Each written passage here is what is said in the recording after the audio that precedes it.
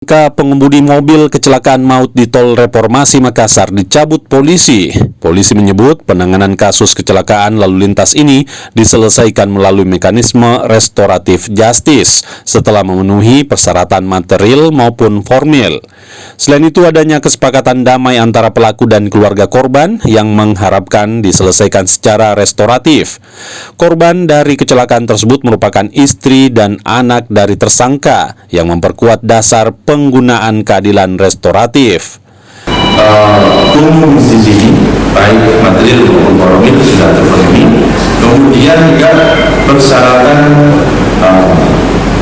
khusus. Persyaratan khusus ini pada pasal 10 diantaranya adalah permasalahan bahwa terjadi kecelakaan karena kelalaiannya yang mengakibatkan korban.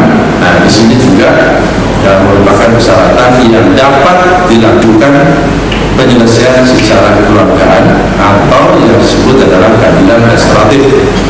Sehingga untuk perkembangan penanganan kasus kecelakaan lalu lintas yang terjadi pada tanggal 25 September 2024 saat ini kita nyatakan kita selesaikan dengan keadilan restoratif.